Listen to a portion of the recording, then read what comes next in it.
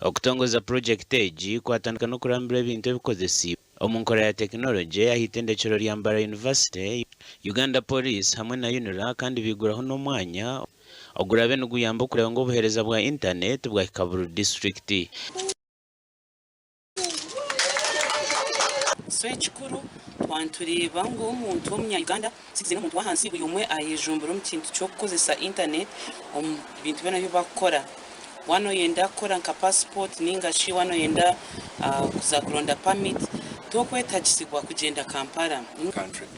So we think that these programs are very important for the development of the country, our country Uganda, and although at the moment we have gone up to 53 districts, but there are other projects which are coming up which will extend this network to virtually the whole of the country and to lower levels such as parishes and sub-counties and so on all over the country.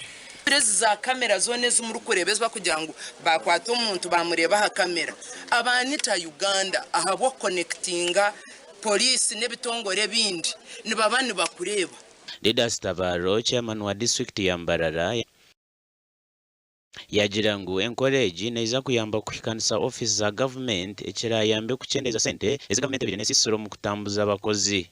Ekinde kinakundaho no kugira ngo supportingire aba bantu abanya-Uganda abayine tekinologiya zabiziba developing. Encourage hone tongozi bwo mchanga cha Kigezi kandi nemanywanka Regional Communication Infrastructure Program.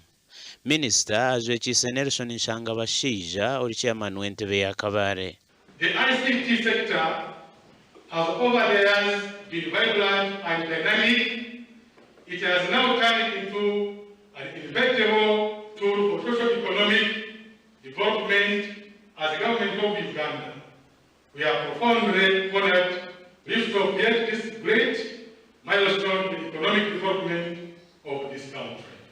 Na Minister Shoborire ngu obwa hati ebitongora 39 ebya government nendijo myanya omuri Kigezi yagira Ankore kandi entebekanisa yo kugitwara mu district ezinde za Kigezi eriyo nekorwaho. Nashimira omunonga abokweba owajekera emudi wa Uganda yagira ngu omu Africa Uganda irakwata mu myanya yo kubanza.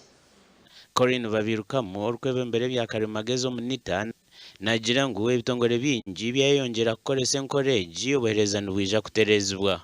We are talking about hospitals, we are talking about schools, local government offices, government agencies. Our desire is to have Kigezi area, Kabale, but also the Kigezi area fully connected, and of course ensuring that we have very easy cross-border trade. 1 megabyte of bandwidth baragituguza $70. Haze $70 omuri omusendeza Uganda waza kukibaza mu nesente nyingi munonga. So the cost of internet ejaya higuru munonga.